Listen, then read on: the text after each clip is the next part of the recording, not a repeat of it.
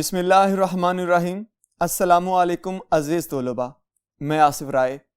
عزیز طلباء، آج کا لیکچر کلاس ہفتم سے ہے اور لیکچر نمبر 9 بنتا ہے، اور آج کا جو سبق ہے اس کے اندر وہ ہے آداب معاشرت۔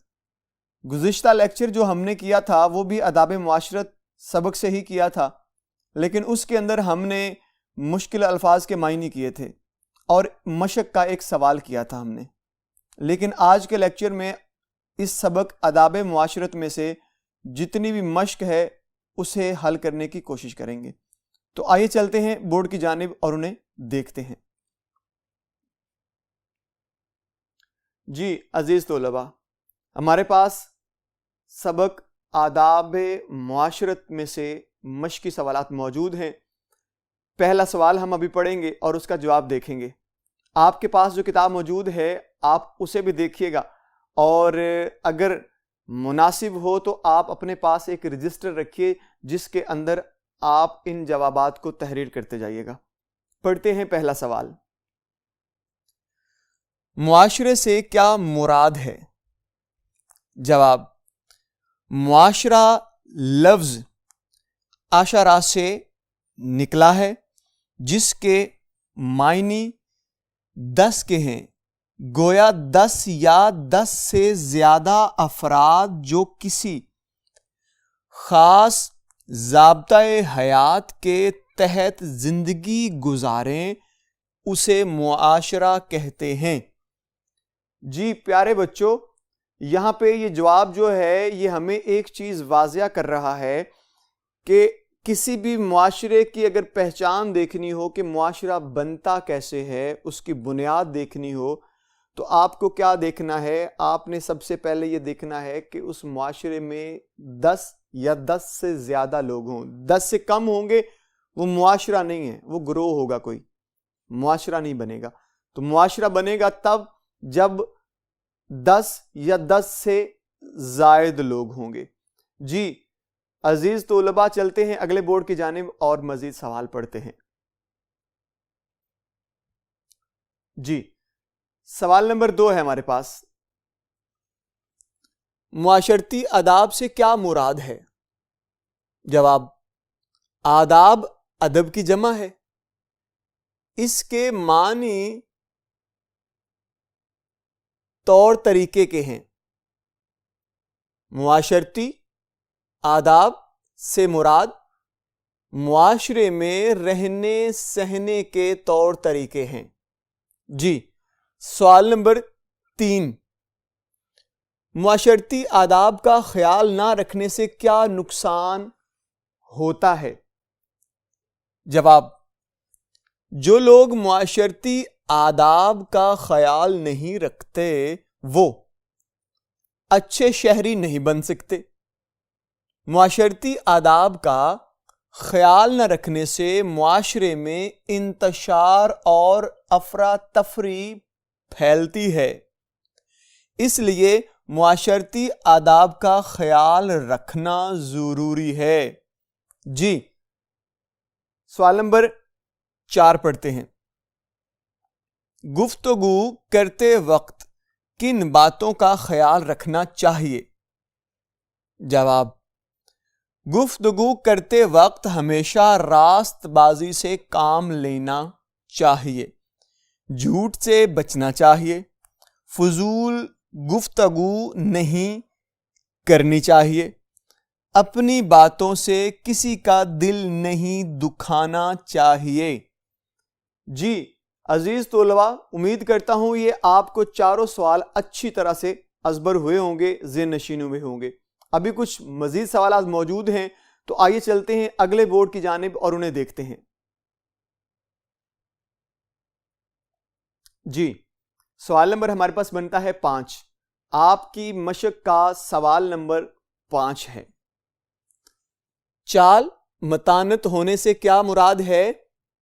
جواب: چال میں متانت ہونے سے مراد ہے کہ مغرور انداز میں اکڑ کر نہ چلا جائے، سینہ تان کر نہ چلا جائے، بلکہ ہماری چال میں عاجزی ہونی چاہیے، کیونکہ عجز و انکسار اللہ تعالیٰ کو پسند ہے. جی اس کے بعد سوال نمبر آ جاتا ہے 6. گاڑی چلانے والے کو کن باتوں کا خیال رکھنا چاہیے؟ جواب: گاڑی چلانے والوں کو پیدل چلنے والوں کا خیال رکھنا چاہیے. کسی کو خواہ مخواہ پریشان نہیں کرنا چاہیے. برسات کے دنوں میں سڑکوں پر پانی کھڑا ہو جاتا ہے. گاڑی چلانے والے افراد گاڑی کی رفتار کم کیے بغیر ایسے گزرتے ہیں کہ پانی کے چھینٹے لوگوں کے لباس پر پڑ جاتے ہیں، جس سے وہ اذیت کا شکار ہو جاتے ہیں. جی سوال نمبر ہمارے پاس بنتا ہے 7. اگر غلطی سرزد ہو جائے تو ہمیں کیا کرنا چاہیے؟ جواب: اگر غلطی ہو جائے تو اس پر شرمندہ ہونا چاہیے اور اپنی غلطی کی معافی مانگنی چاہیے. جی پیارے بچوں، سوال نمبر ہمارے پاس آ گیا 8. بد گمانی سے بچنا کیوں ضروری ہے؟ بدگمانی سے بچنا کیوں ضروری ہے؟ اس سوال کا جواب اگلے بورڈ پر ہے، تو آئیے چلتے ہیں اگلے بورڈ پر. جی عزیز طلباء، ہمارے پاس سوال نمبر 8 کا جو جواب ہے وہ یہاں پہ موجود ہے، پڑھتے ہیں. بدگمانی سے معاشرے میں بگاڑ پیدا ہوتا ہے. دوسروں کے بارے میں برے خیالات ذہن میں آتے ہیں، اس لیے بدگمانی سے بچنا چاہیے. سوال نمبر 9. اگر ہر سنی سنائی بات کو بغیر تحقیق کے آگے پھیلا دیا جائے تو اس سے کیا ہوتا ہے؟ جواب: بغیر تحقیق کے ہر سنی سنائی بات کو آگے پھیلا دیا جائے تو یہ چیز معاشرے میں بگاڑ کا سبب بنتی ہے، کیونکہ ہو سکتا ہے ہم جس کے بارے میں بات کر رہے ہوں وہ جھوٹ ہو اور خواہ مخواہ کسی کی دل آزاری ہو. تو لہٰذا ہمیں کسی بھی سنی سنائی بات پر عمل نہیں کرنا چاہیے جب تک اس کی اچھی طرح سے آپ تحقیق نہ کر لیں، جانکاری نہ حاصل کر لیں، تب تک آپ نے اس بات پہ یقین نہیں کرنا. سوال نمبر 10. ہمسایوں کے ساتھ کیسا سلوک کرنا چاہیے؟ جواب: ہمسایوں کے ساتھ ہمیشہ اچھا سلوک کرنا چاہیے کہ ہمارے نبی حضرت محمد صلی اللہ علیہ وآلہ وسلم کا فرمان ہے کہ ہمسایہ ماں جایا ہوتا ہے.